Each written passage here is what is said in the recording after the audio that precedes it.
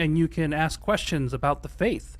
You can ask questions about God's existence, or the interpretation of a specific passage of Scripture, or whether or not we can believe the Bible. What does the Christian worldview teach in contrast to other world religions? On and on and on, as long as it's sincere from the heart, a genuine seeking of knowledge and understanding of the Christian faith and worldview.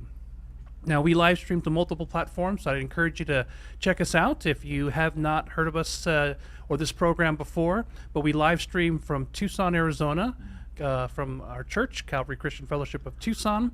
And you can catch us on Facebook at CCF Tucson. So if you go to facebook.com/@CCF Tucson, you can engage with us there, pop your questions in the chat, and we'll engage with those questions, as I said, pertaining to the Bible, the Christian worldview, the Christian faith, or comparative religions or whatnot, and we'd be happy to attempt to address those questions. We also simultaneously live stream to YouTube. If you just go to YouTube and search for A Reason for Hope, you can find us there. And of course, if you do engage with us on any of these social media platforms, we'd really appreciate it if you would like, share, subscribe, hit the notification bell. We also live stream all of our services and messages to these platforms each and every week. And we are now, oh, by the way, YouTube, if you want to engage there, it's at A Reason for Hope 546 is our YouTube handle. And we are really excited to invite you to follow our senior pastor, Scott Richards, on Twitter. And if you want to ask a question to be addressed on A Reason for Hope, you can just tweet out that question to Pastor Scott, and we will engage with it. Otherwise, we'd encourage you to follow him on Twitter, and his Twitter handle is @ScottR4H. That's the number 4, ScottR4H. We are also going to start posting, and perhaps in the future, live streaming straight to Rumble. So if you want to check us out on Rumble, if you missed an episode and it's one of those platforms you'd prefer to watch there than anywhere else, then you can do that. And of course, if you do watch us on Rumble, you can follow us. We're trying to grow our Rumble presence. We just kind of started doing that, but we really, really appreciate that. And if you kind of want to avoid the whole social media platform altogether, I'd invite you to visit our website. That's CalvaryChristianFellowship.com. CalvaryChristianFellowship.com, and then go to the Watch Live tab. And you can not only watch all our services live, as well as this program, you can even chat in the live stream your questions, make prayer requests, engage with other viewers. So we'd encourage you to do that. And speaking of which, we have an app where you can watch our services. It has a nifty little Bible, a digital Bible there. You can leave notes, you can join chat groups, prayer groups, follow all upcoming events, and of course watch or listen to archived messages. Our church teaches Bible by book by book, chapter by chapter, verse by verse. So if you are interested in studying through a book of the Bible, you can go to our archived messages and find them there and study along. You can download the app from the iTunes and of course Google Play Store. And we also live stream all of our services to Amazon Fire products. So if you want to add our channel there, or Roku, you can do so and follow along with our church and ministry. Now, if you have something a little more sensitive, you don't want to broadcast your name all over social media, and you want to just email us directly, we can take email questions at questionsforhope@gmail.com. With that being said, again, it's a pleasure to have Peter here today. And it's a custom of Peter to, right now you're covering thinkers who have really influenced the Western world, but in the worst possible way. In the worst possible way. So we'll be covering that here in a moment, and then we'll get to your questions. Before we do that, Peter, would you be so kind as to pray for our time together? Absolutely. Well, Father, we love you, and we're so grateful for all the wonderful blessings and goodness that you show us on a daily basis. We thank you for the life that you give us. We thank you not just for the eternal life that is offered through your Son, but just the physical life that we have in this world. We're grateful for all the wonderful things that you've shown us and are doing. I pray we would become more aware of your goodness, and that we would spend this time focusing in on your word and truth. We're grateful for you, God, and in your name. Amen. Amen. All right. So who's the bad influence on the Western mind that we are going to be taking a little glimpse of today. Yeah, so actually we're going to look at a group of people. They're, kind of traditionally called the Romantic poets. We'll talk more about who they are and why they're so important to our conversation, but primarily we're going to be doing it through a guy named Percy Bysshe Shelley. Now, if that name sounds familiar to you, it's because his girlfriend, who kind of thought of herself as more of his wife, even though he didn't think that way, he was more of a free love kind of cat, wrote the very famous book Frankenstein. And so these were obviously British poets who lived around a little bit before and then after the French Revolution period.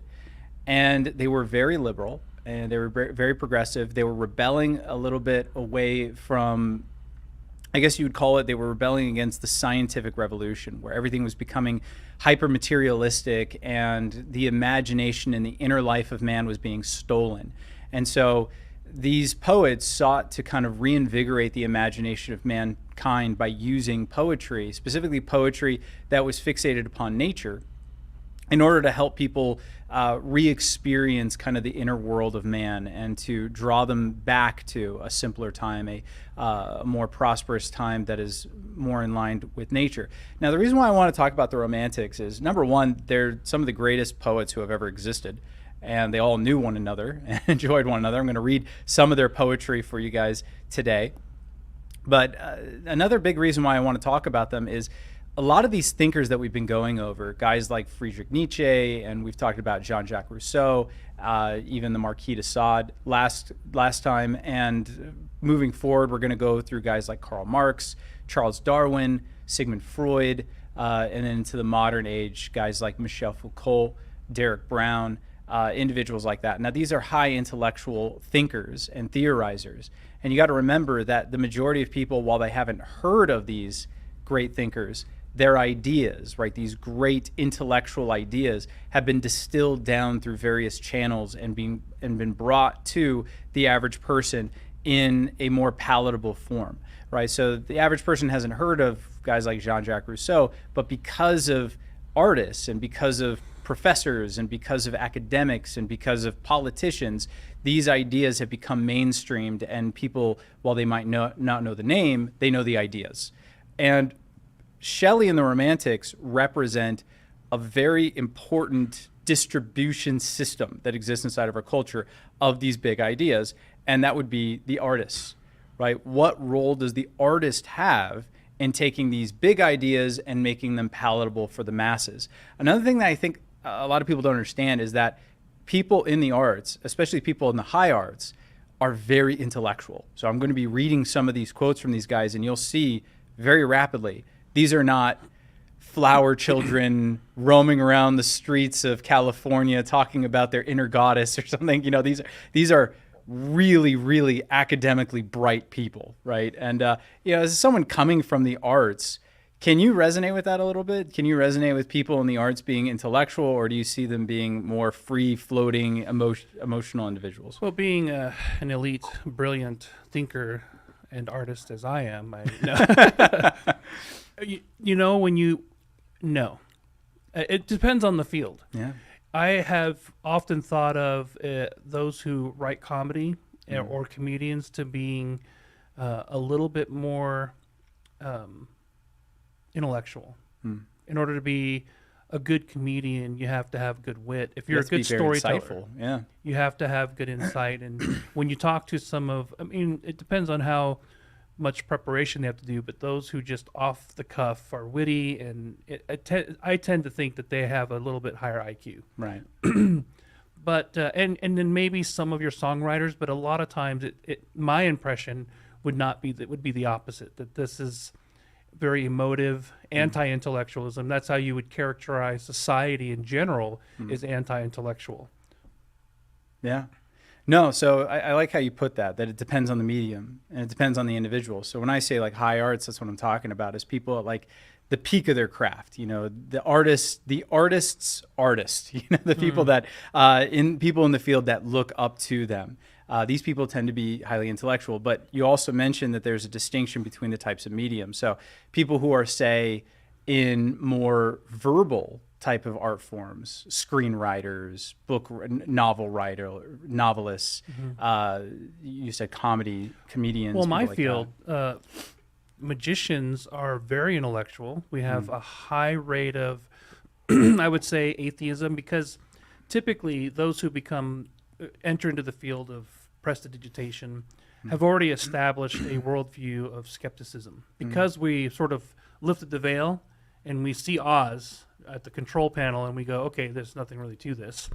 There's already built into this, the thinking a sense of skepticism.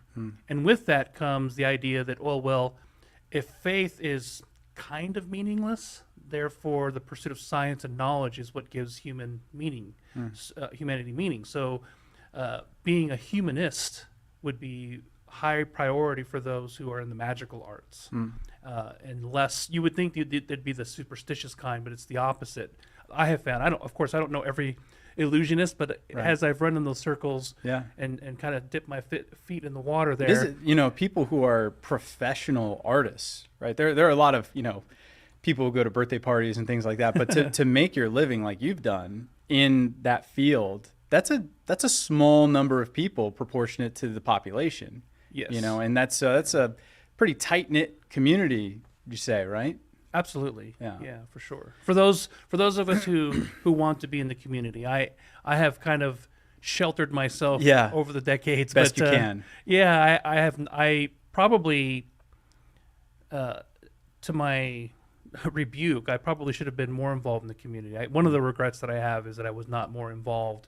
But early on, I always was concerned that I would be more influenced by the community than I would be influencing it. Yeah, to weigh those things. And so I had to basically say I don't want to be a part of a community that, the majority of magicians are atheists. Yeah. At least as far as I can tell, it seems to be a high, at least on the professional level. Those who are truly skilled tend to have, and very intelligent, just so much knowledge of history and art, and some of the most brilliant people I know are very well established and brilliant entertainers and illusionists, because magic is such a broad art form that you can incorporate so much that it's a philosophy you can inject into your art. Really cool. Yeah, no, absolutely. So a couple things I wanted to, it may seem like I've taken a little bit of a detour, but it all works, trust me. So people who are out there who listen to this show, they know that I like to talk about the arts a lot and how it affects Christianity. And when we're going to be talking about Shelley, we're going to be talking, he wrote a very influential essay called A Defense of Poetry, and he talked about what the impact of the arts are on the individual. Because when he's talking about poetry, he's talking about the arts kind of broad writ. He's not talking about specifically poetry. Before you do that, when you say the romantic writers, we don't mean romantic novels. No. We don't mean romance. No. Define why are they called the romantic writers? Yeah. There's an interesting history behind that terminology that has nothing to do with romance. Yeah, no. So there's actually a couple different views as to why that terminology took hold. One of the predominant ones is that it stems from the word Roman, right? So the idea that a lot of these romantic authors, they were trying to revitalize Rome and the classical era through their artistry. Other people believe that the idea of romance, the idea of the romantic poets, and even romantic writers like Goethe was one of them as well, is that they were trying to revitalize again a connection to nature, right? So it's not necessarily about love. I mean, they definitely talk about love a lot, but it's not necessarily about love per se, but it's about a revitalization of, as I said, the inner man, right? As opposed to just pure materialist view of the world in which we're just meat puppets walking around, conducive to our own chemical reactions and our own stimulus by our environments, right? They were trying to revitalize the idea of the inner man and give people a touch of that, what they were missing. And there's an importance there as well, because a lot of these romantics were not Christian. They were atheists. Shelley in particular was an atheist. He wrote an essay about atheism. And the reason why they're trying to do it is because the majority of people cannot live in the kind of Sigmund Freud, Charles Darwin view of the world, where everything is meaningless and all we are is just matter and motion. There is no soul. There is no afterlife. It's just all what we perceive in our natures that are predisposed by our DNA, right? Most people can't live like that. They need something else. And that's what people like the Romantic authors give them. They give them an understanding of their inner world that makes sense within an atheistic framework. So it's kind of a don't think too hard about it worldview of, yes, we're materialists. Yes, we don't believe in anything transcendent, but they do believe in beauty and they do believe in goodness and they do experience these things at a high level and think that they are significant. And the majority of people do that. They can't just deny all these things. And so they need an outlet. And a lot of these artists provide that outlet for them. So even in the magical world, it's like, okay, well, if you're an atheist and you believe that nothing matters, why are you there to entertain and to spark the imagination of people in magic, which you know doesn't exist, you know, where someone like you... Suspension of belief, things like that. Yeah. Right. Someone like you as a Christian, you see it as man's thirst for the supernatural. And why do people pursue sorcery and things throughout human history? It's because we have a thirst for the supernatural. And you say... Because we're searching for genuine meaning and purpose in life, which cannot be attained without God and eternity. Right. So you're, in a weird way, you know, to put it this way, you're an intellectually consistent artist because you are talking about what the transcendent experiences that people have, even in something like a magic show, what they're pointing to. They are pointing to something higher. Whereas an atheist has to say, hey, all these transcendent experiences where you want so desperately to believe in the supernatural, it's just an illusion. It's all fake. You know, you just think that you want something like this, when in reality it's just all it's just all manufactured, you know? Well, the other reason they call them the Romantic writers is because of that Romanticism worldview, which is one of the flowers that grow out of the flower bed of naturalism. So you have Marxism, which is economic atheism, Freudianism, which is psychological atheism. You've got evolution... Darwin, which is biological atheism, and the Romanticism is another philosophy that grows out of the foundation of naturalism. The idea that nothing exists outside the natural world. There's no soul, immaterial existence. There's no spirits, demons, gods, nothing like that at all. Exactly. And they tend to focus in on the subjective life, the emotional over the intellectual life. The aesthetic life. The aesthetic over objective truth doesn't really exist. There's a fascination with the Gothic and the unknown. And so that's why they refer to them as the Romantic writers, because they come from that Romanticism sort of perspective of well, like as you said, the foundation being naturalism. Even though when they play out the writings, it's kind of like fantasizing that what if there was meaning and purpose in life. And right on that level.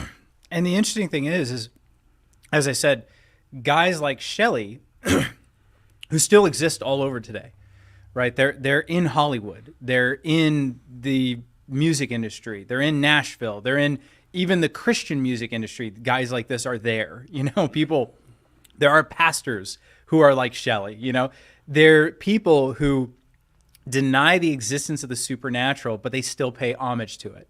They give some sort of a nod or a wink to the supernatural transcendent experiences of everyday life, but then they denigrate them. They say, but these are actually nothing. And they're intellectual enough, like I said, guys like Shelley, he read Rousseau. He understood Rousseau.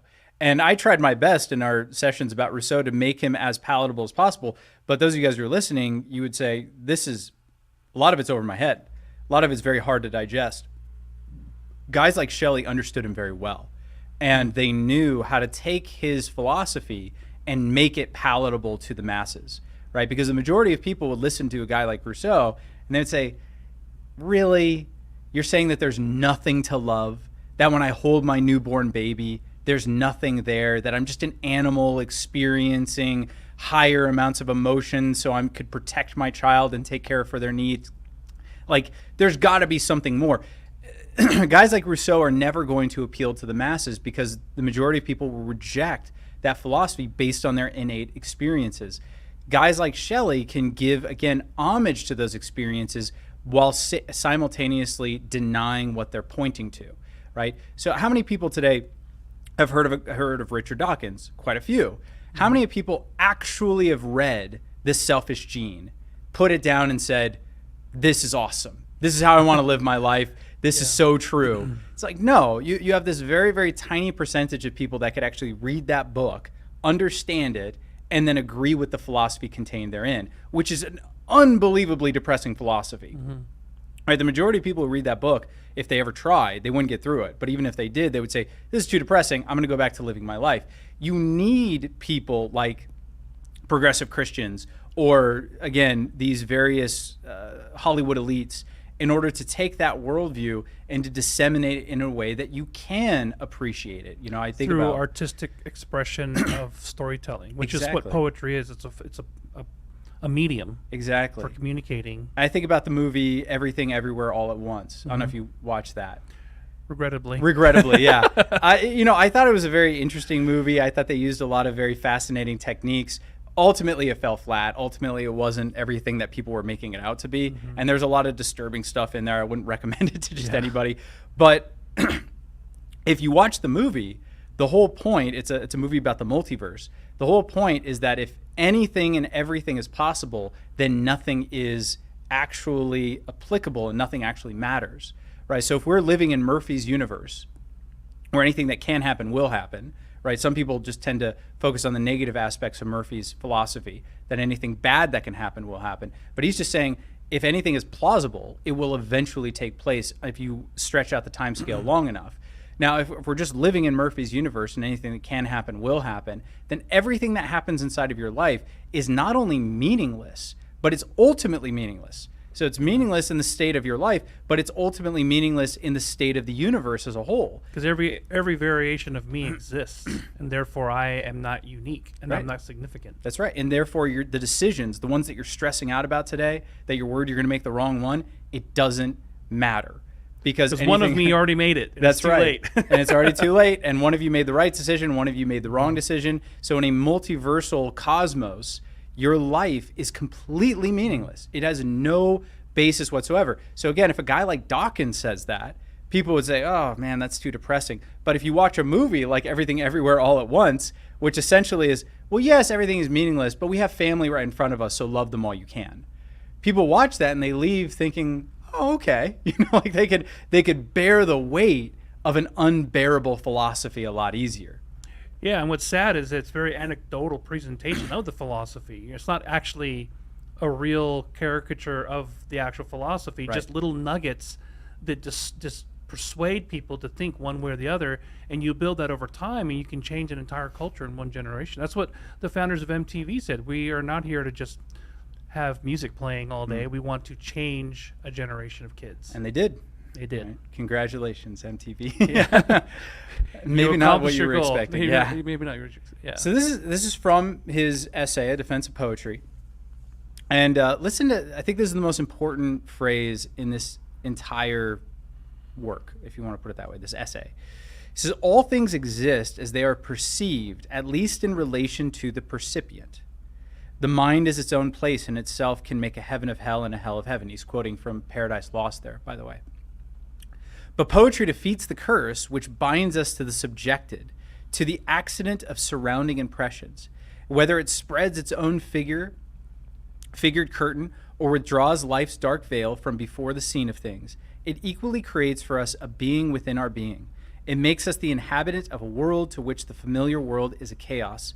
It reproduces the common universe of which we are portions and percipients, and it purges from our inward sight the film of familiarity which obscures from us the wonder of our being.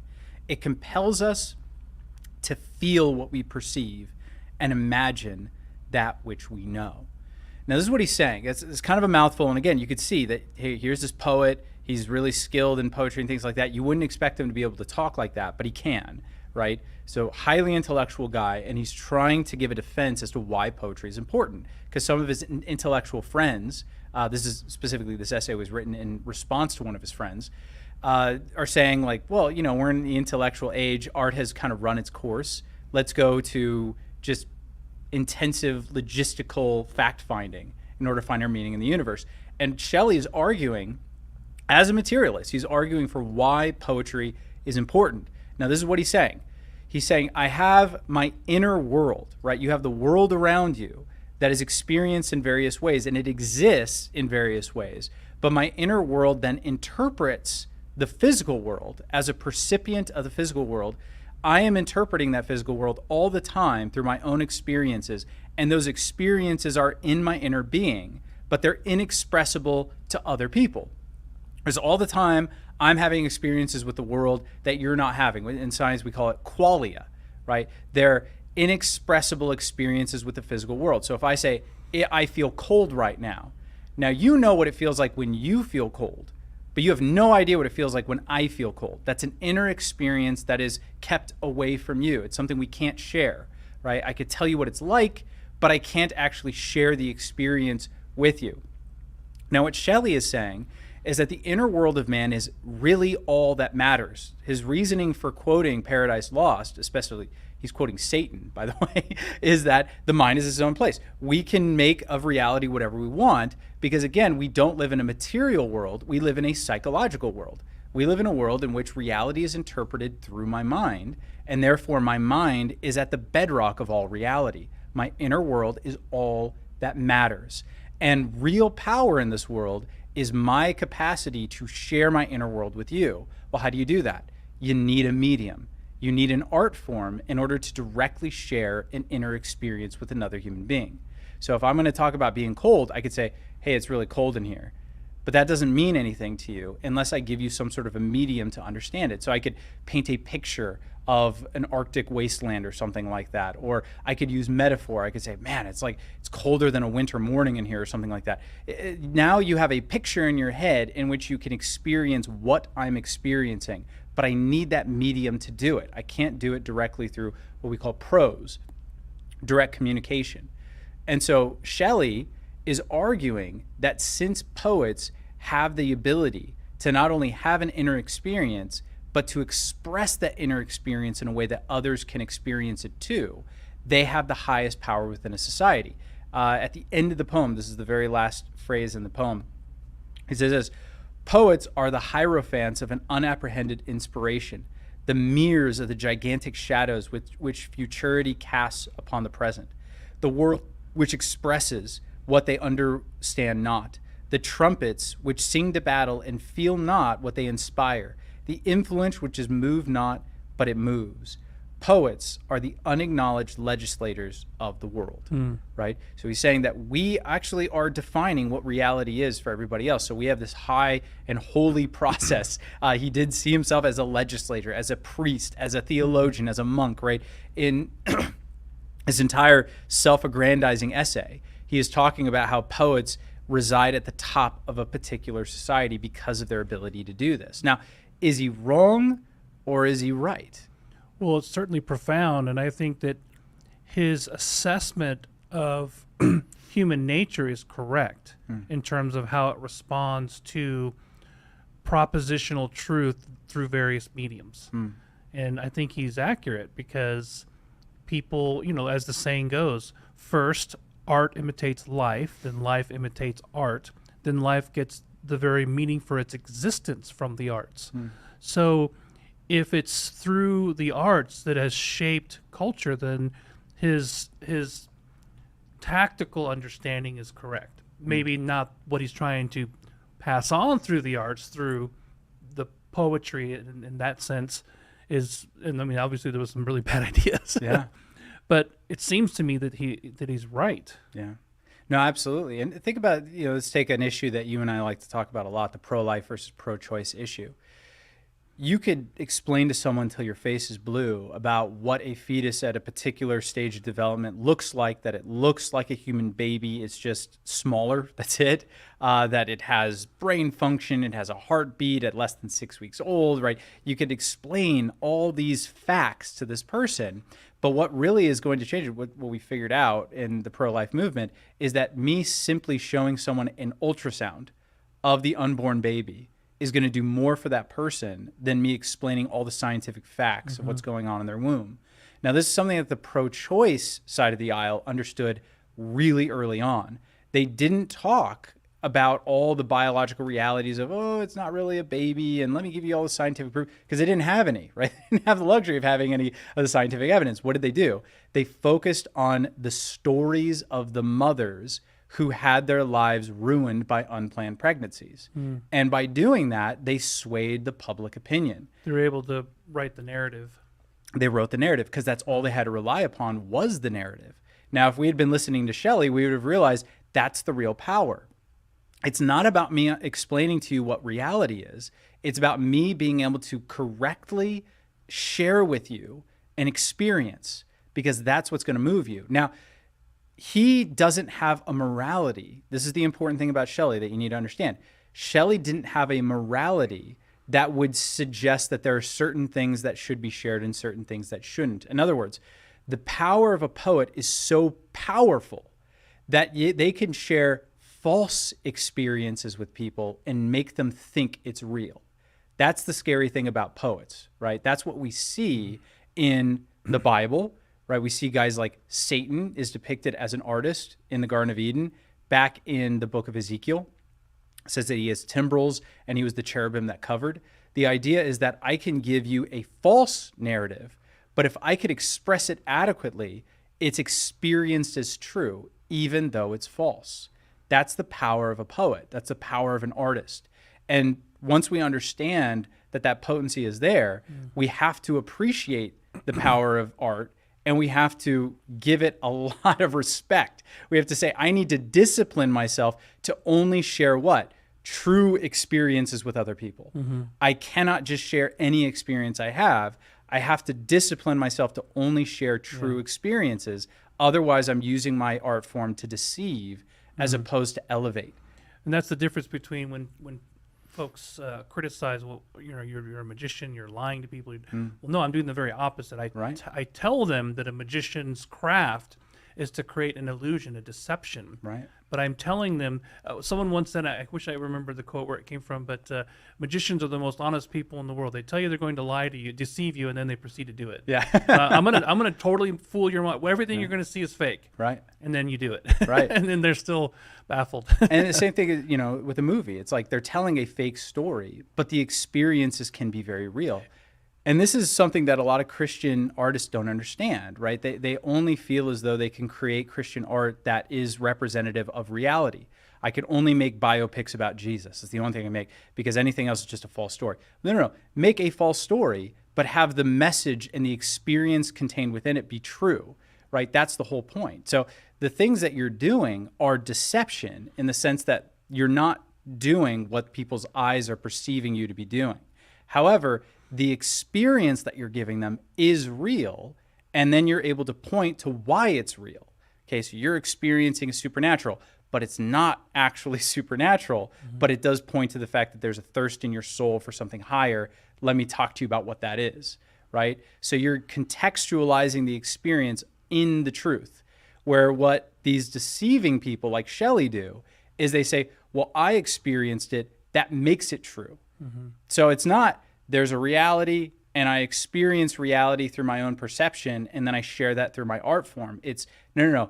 Reality is my experience, and my power is to share that with others regardless of what it actually has to say. Well, that's why these romantic writers were always sort of portrayed as existentialists. Right. Existentialism is another philosophy that springs out of the flower bed of naturalism, the idea that nothing exists outside the natural world.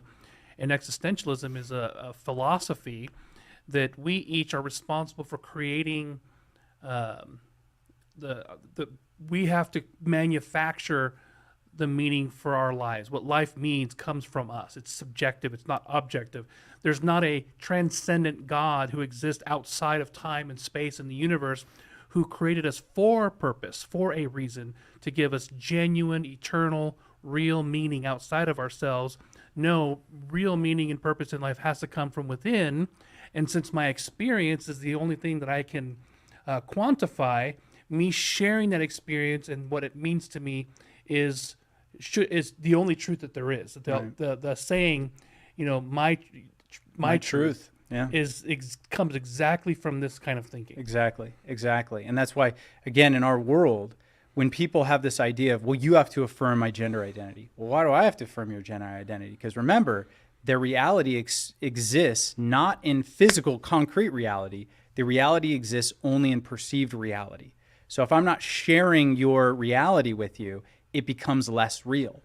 But if I share I share your reality with myself, then your reality becomes more real. So that's the power of the artist, and that's what Shelley is talking about. Now, I want to talk very briefly about the effects of technology because we've run a little over on this segment. But back in the day, if I was going to share an experience with someone, I had to have some skills, right? So if I went on top of a mountain and I wanted to tell someone what that experience was like, I would either have to be a very good poet or I would have to be a very good painter. But that's the only ways I'm going to be able to share that experience with you. Well, nowadays, everyone has a camera in their pocket. I don't have to be skilled at anything. I just have to be able to push a button, right? Now, what people have the ability to do is share their experiences without skill. So Shelley was comfortable in a world where there was only a tiny percentage of the population, the elites, that could do this, that had this power. So he's like, well, yeah, reality for me, right? I shape reality. I'm the unacknowledged legislature of the world because I can do this. I have this skill set. What he probably wouldn't have been too cogent with is a world in which everybody could share their inner experiences. Everybody has a technological advantage now over people in Shelley's day, where literally anyone can share their experience with everybody else utilizing their own technological advancements, right? I could use a camera, I could use a YouTube segment, even what we're doing right now.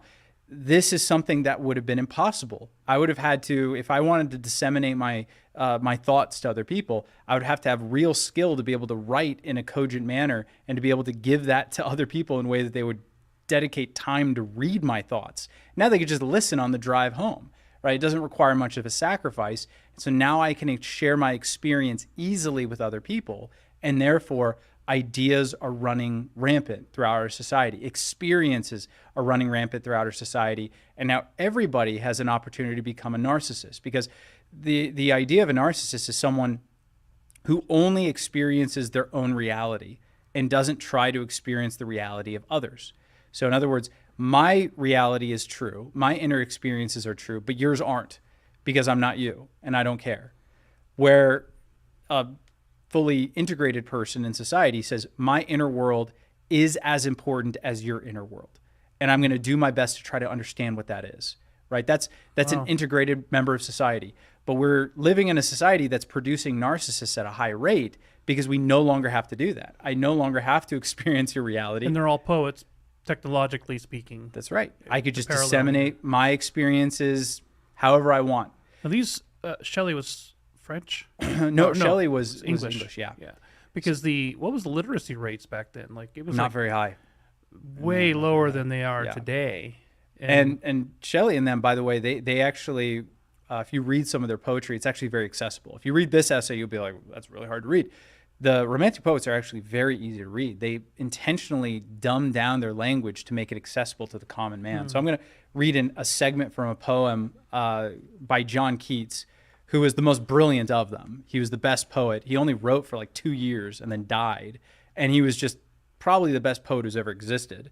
This is my favorite poem of his. It's called Ode to a Grecian Urn.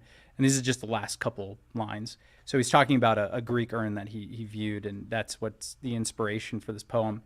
O Attic shape, fair attitude, with breed of marble men and maidens overwrought, with forest branches and the trodden weed, thou silent form dost tease us out of thought, as doth eternity cold pastoral.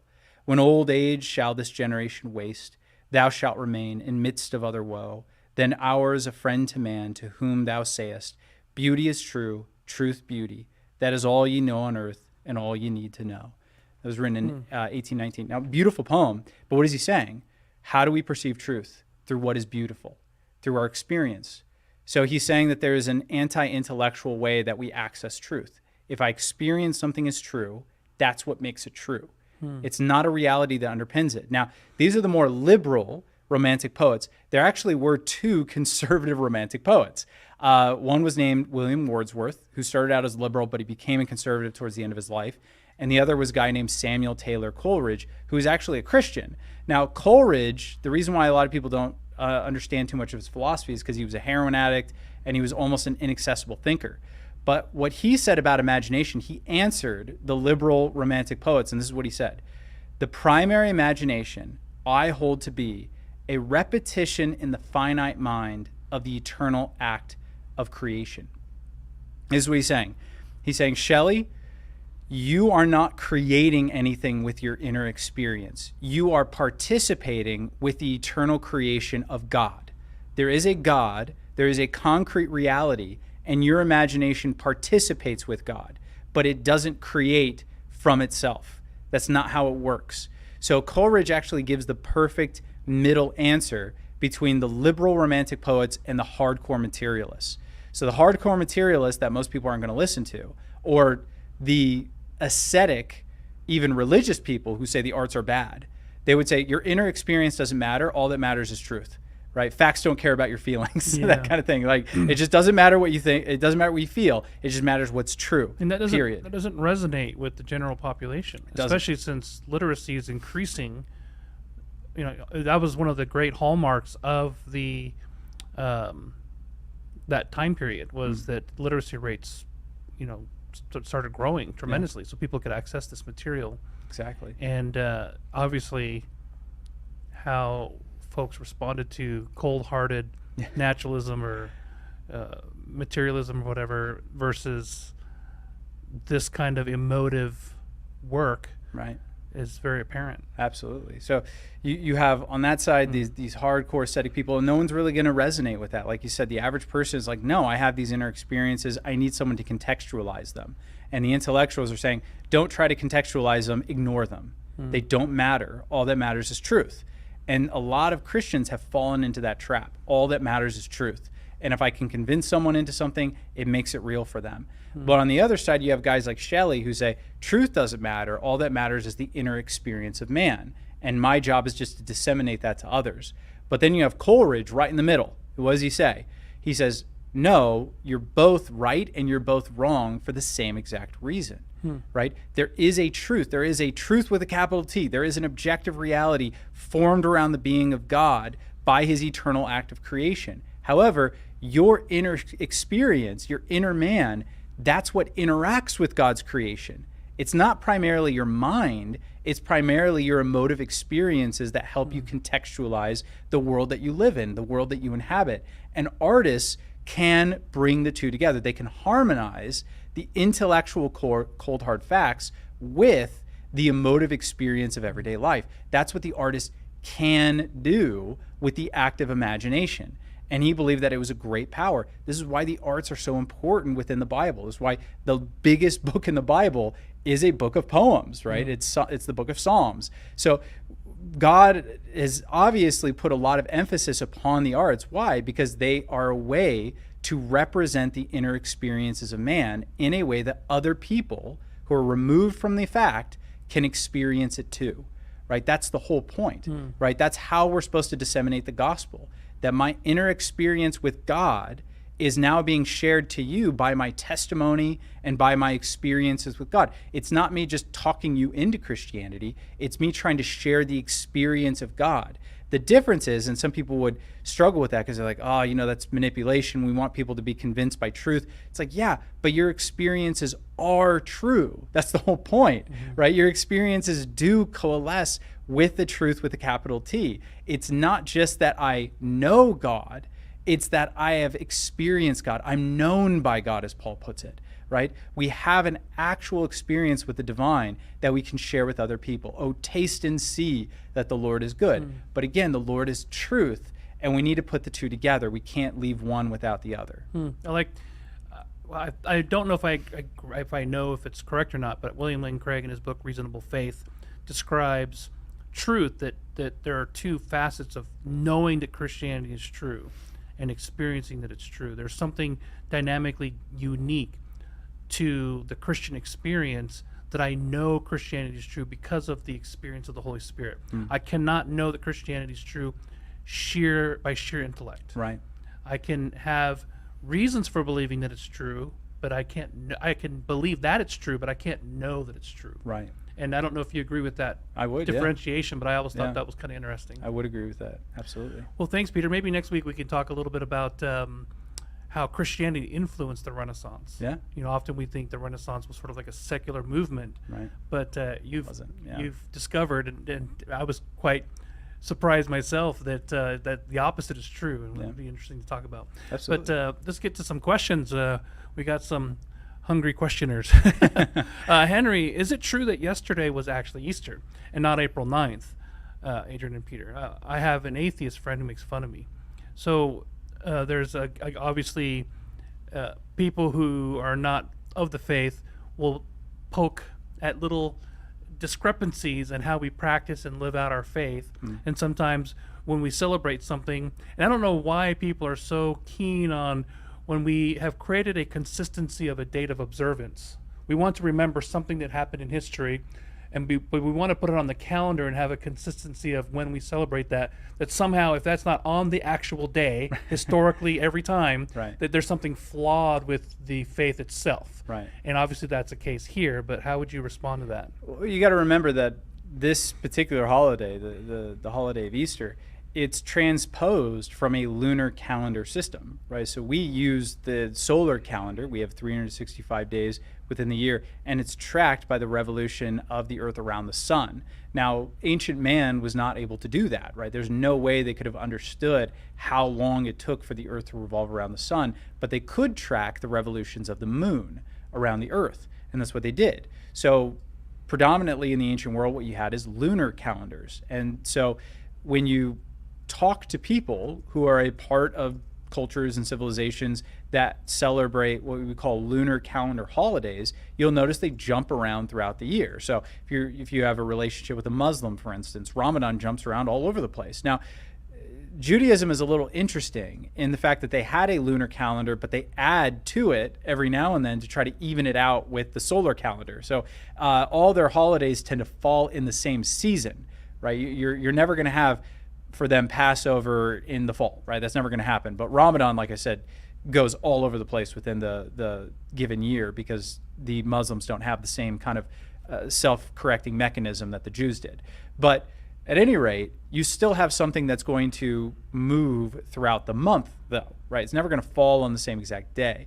So we try to put Easter on the Sunday after Passover, after the Passover feast, because that's when Jesus rose from the dead, right? In the biblical narrative, Jesus was crucified on Friday, right? That would be sundown on Passover.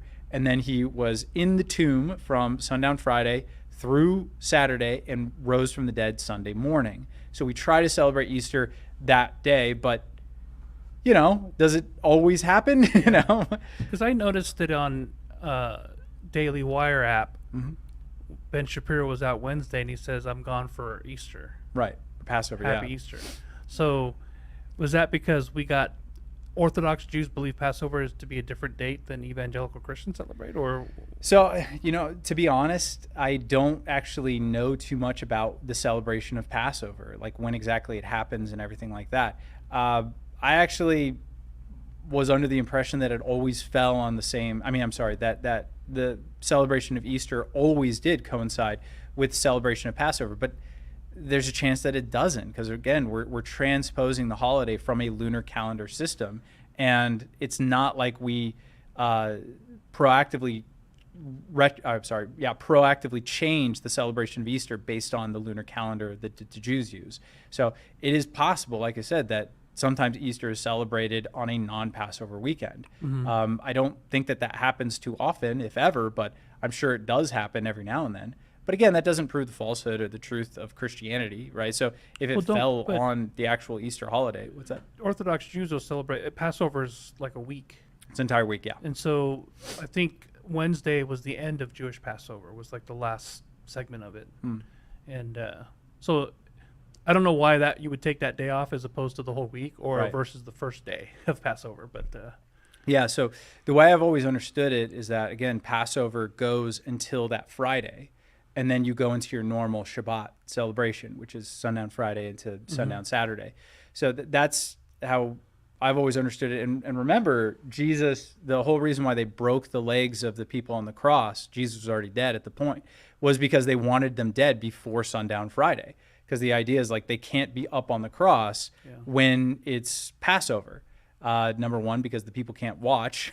And Sabbath as well. Yeah. Right? And they didn't want them to be up on Sabbath. So that's why they broke the legs. So, Because Sabbath started in the evening to sundown to sundown. Right. Right. Absolutely. So I hope that helps. I mean, it's one of those very interesting things. Non-believers tend to, antagonistic non-believers, should I say, not all, tend to just kind of poke fun at the ignorance of Christians, because one of the general conceptions within our modern day is that Christians are very ignorant and they don't understand what they're doing. So I see some atheists make fun of the way that we pronounce the word Jesus, because they're like, well, in Greek, it's actually not pronounced with the hard J. And it's like, and then in the Hebrew, it's Yeshua. And you guys don't even know how to pronounce your own Messiah's name correctly. Well, it's like, well, yeah, like there are different ways to pronounce different names in different languages. We're pronouncing Jesus's name in our language, right? This is how you pronounce his name. It's not the exact way that it was said during his lifetime, but yeah, this is an acceptable way to pronounce his name given our language. So a lot of times non-believers like to do that just to kind of get under the skin of believers. I don't think there's any kind of good faith argumentation there. Meaning, I don't think that they're actually trying to get to something with making comments like that. And it might just be like a stupid kind of jab at you, just like you're kind of dumb. And it might be in good fun. Maybe they're a good friend and they're just like, man, you're just kind of ignorant. It's just kind of a poke at your belief system. So, try to take it in good humor, but I wouldn't like overly invest time researching, well, why was it on? That's not why they don't believe in Jesus. And figuring that out is not going to help when them. someone is poking fun at you, you can always respond to someone's question like, oh, didn't you know? With a question. And Jesus did this often. Yeah. And what it does is it causes the questioner to open up in their assumptions or their presumptions of what they're accusing you of. So if you were to say, well, are you suggesting that Christianity as a whole is anti-intellectual and not rooted in any kind of truth?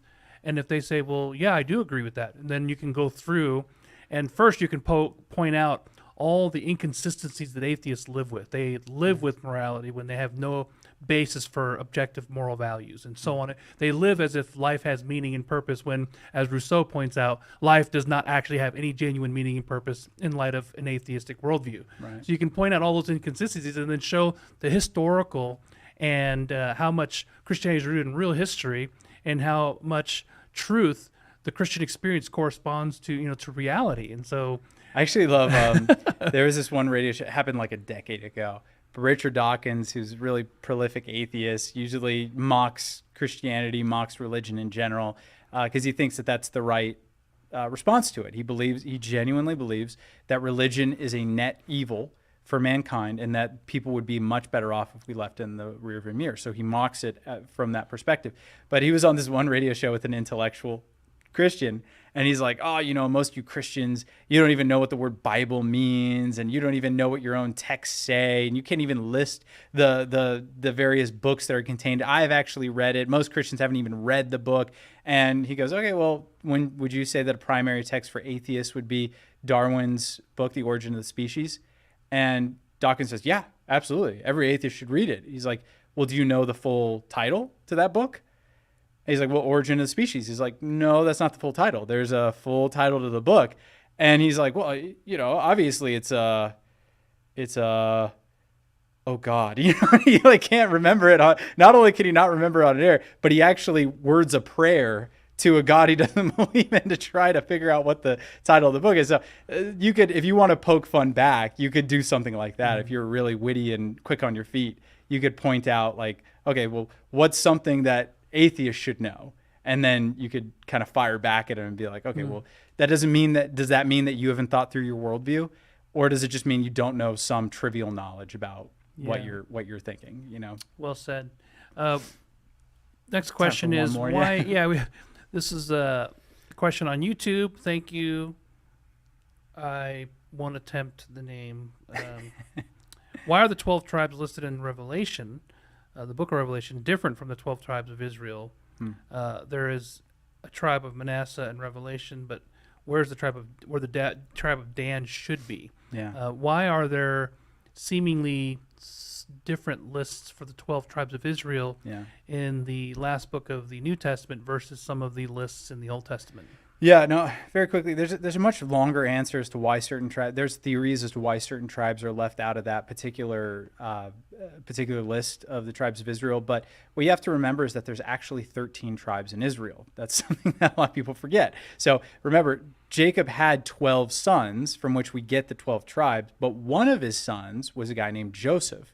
And because of the faithfulness of Joseph, actually Jacob divided his portion between his two sons, so Ephraim and Manasseh. So if you have 12 sons and one of them actually gets 2 tribes, well, how many tribes do you have then? You have 13 tribes. So there are actually 13 tribes within Israel, but they're always listed as 12. There's, for ancient man especially, numbers were very important. This is why even Matthew, he tries to, when he's doing his genealogies, he tries to keep them within increments of 7.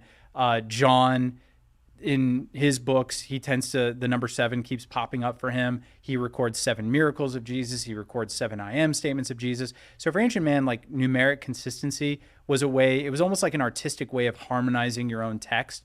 It wasn't done out of any like malice or trying to deceive or manipulate people. It was just there because that resonated with people in that time frame. In our time frame, we just resonate with just truth. Just give me the facts. I don't really care. But with them, there's like artistic reasons as to why they did that. So whenever you see the 12 tribes of Israel listed, there's always going to be one tribe left out or changed to a different one. And that's the reason, is because there's actually 13, but it's never going to be listed as 13 tribes. It'll always be listed as 12.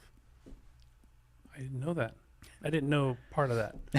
Well, thank you, Peter, and thank you all for tuning in. Sorry we didn't get to all your questions, but we will pick up tomorrow. So please tune in tomorrow, same place, same time. God bless you and have a wonderful evening.